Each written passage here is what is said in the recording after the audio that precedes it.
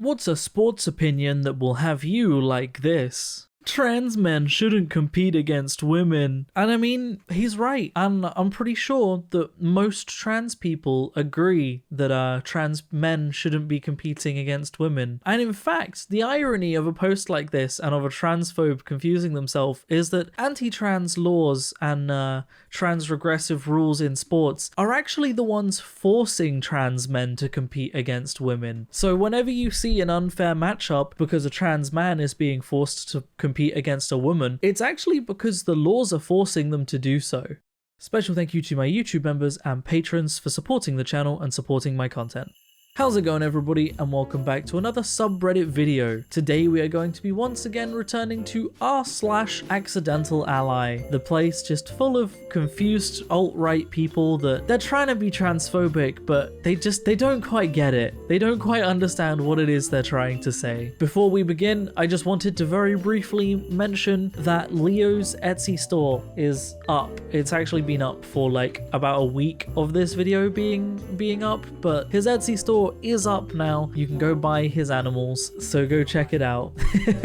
Other than that, let's get into the subreddit, shall we? Over 100 trans men enter Miss Italy pageant after organizers say only women from birth allowed. At least you got the male part right. I mean, yeah, because they're trans men. I think this movement is hilarious and brilliant though. Like the Miss Italy competition being like, no, only biological women are allowed to enter. So trans men being like, here we go then, is just, it's the best rebellion against such a stupid rule, really.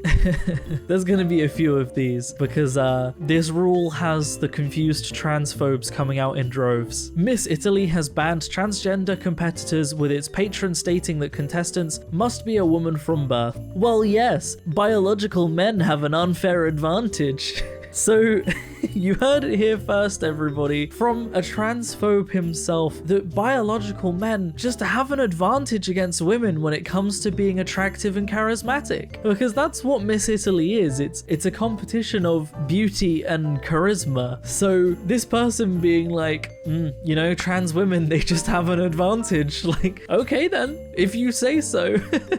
And once again, over 100 trans men enter Miss Italy pageant, and someone said, see how it says trans men in the headline? It is just what it is, a man. Well, yeah, they're trans men. Just how do they still not get it? How? I don't understand. And with like all of these people, right? The people that are going online and getting outraged about this kind of thing are very much chronically online transphobes that spend all day getting outraged online, right? How can you spend so much time getting outraged online? How can you spend so much time online and still not understand something as really simple and easily accessible to understand as this? This kind of information is all over the internet. It's so easy to get, and yet they still don't. And I can't comprehend how. Barbie, Ken strikes back. Get lost, Barbie. I'm with a real lady now. Now, in classic conservative brain rot fashion, they had to label everything in the picture, like every person has a label on them, just in case, you know, their conservative followers don't quite understand who it is in these pictures. Now, I don't know if that's the artist having no faith in their art style and being like, man, my art style's shit, I need to label everything in case people don't understand, or if they're just calling their audience that stupid that they're like, man, if I don't label everything, my audience won't understand. But neither is good.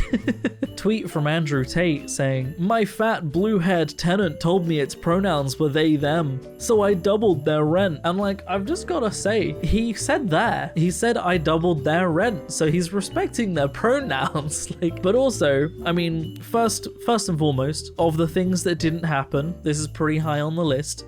It's just Andrew Tate chasing clout as usual. But also, this is like the most key, if my tenant tries to sue me, I've just admitted it. Like, we all know that Andrew Tate is not very good at avoiding posting incriminating evidence online. Like, we've seen that happen in the past. But like, no matter what country Andrew Tate's in, whether it's it's the country he comes from, which unfortunately is Britain, whether it could be America or it could be Romania. All of those countries have tenancy laws and have landlord laws that state that a landlord can't just on a whim increase their rent, especially not for things such as identity. So what he's doing is setting himself up for a variety of lawsuits here, both on inclusion and on illegally increasing rent on things without notice periods or without good reason. Or in Romania, you have to seek a court to have it increased outside of your tenancy agreement, like just a variety of things. So, you know, it didn't happen, but if it did happen, this tweet's not gonna do him any good.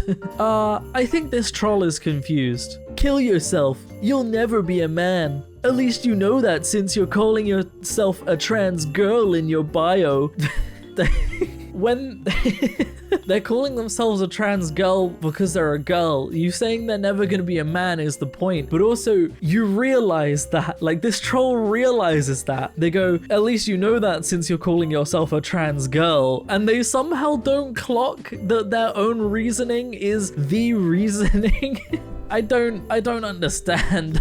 I just don't. Transphobes are like next level just stupid, really. Just saying things, they just word vomit. They spew diarrhea out of their mouth and they don't think about a single thing they're saying or what it actually means. Stop transgenocide. You are perfect the way you are. Now, there's multiple ways to interpret this, but the most reasonable way is that she's telling her trans son that he's perfect the way he is. And that's a nice thing, you know? The other way of interpreting this, which is the way Pebble Yeet clearly intended it to be interpreted, because Pebble Yeet is a Nazi, is that the mum saw a stop transgenocide sign and is telling her son that he doesn't need to be trans or something. But like, I don't understand how you can see a sign of people who are clearly distressed and worried about the fact that people are trying to eradicate them, because transgenocide is a real thing. You can see a sign like that and you could interpret it as an attack or an affront on your cisgender son. Like, it's the most persecution complex, like, those people are in danger, but I've got to make this about me and how I'm in danger. Like, trans people are in danger, but no, me as a cis person, I'm the one in danger by these trans people not wanting to be eradicated. These trans people that just want to live their lives, that's an affront on who I am as a person. Like, it's kind of pathetic, the fact that even in this comic form, there's no way that Pebble Yeet could possibly take the high ground here. Like, no matter how you look at this makes them look pathetic. When the trans girl tells me to act my age, so I tell her to act her gender. Well, congratulations. The trans girl, yeah, who you were calling a her, yeah, telling her to act her gender, sounds like she's clearly already doing it. But also, you're saying this as if this is like what a wild comeback, but also it's just proving that she's right and you do need to act your age because you're acting like a child. Trans men shouldn't compete against women. Trans men are not women. Trans people. Confused transphobes. It's true. They're not figuring it out. It's been years and they still haven't figured it out. It's not hard. It's not hard. I wouldn't say that I'm an incredibly intelligent person and even I can figure it out. You know, it's not hard. It's not a difficult thing to figure out. Someone asks you to address them by their preferred pronouns. Would you comply? Praga you here just using them and their in singular, proving once and for all that you can in fact use them and their as a singular. But actually, honestly, Praga you, I've got to say no. I refuse to refer to a cis man by her preferred pronouns. It's just not the way I'm gonna do it, you know?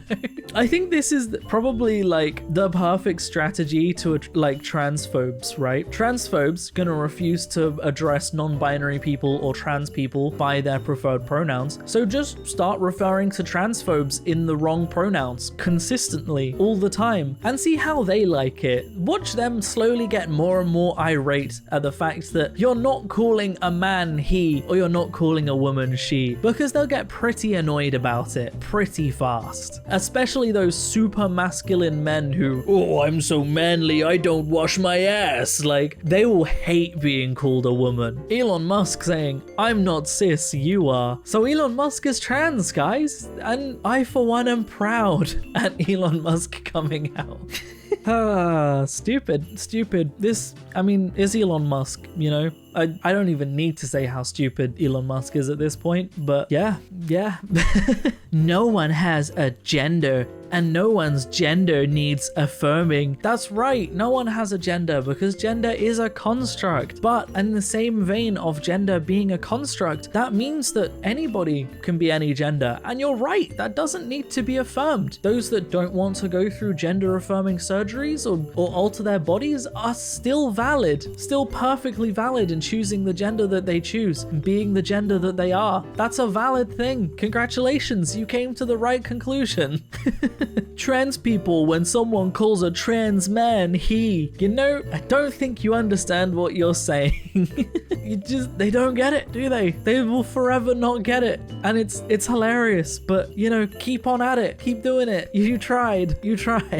And the final post. Why do we do what we do? More dads equals less crime. More dads equals less abuse. More dads equals less poverty. More dads equals less violence. More dads equals less illiteracy. More dads equals less dropouts. More dads equals less addiction. More dads equals less self-harm. More dads equals less mental illness. More dads equals a better world in every way. I can't think of a better post for gay dads. You know what's better than one dad? Two dads. You're saying more dads will help with all of these issues? Well, guess what? We can get more dads. And that's where I'm going to end the video, guys. I'm going to end it on yay gay dads. If you want to support me in making more content like this, then I have a Patreon in the description down below, or equally you can click on that join button on the channel to support me. It helps a lot more than you might realize, but by no means should you feel like you have to. I'm going to keep making content regardless. Special thank you to all of my YouTube members and patrons that do support the channel. All of you are incredible, wonderful people, and it helps so much. So thank you so much to everybody that does. Other than that, thank you so much for watching, everybody, and as always, I will see you in the next video. Peace out.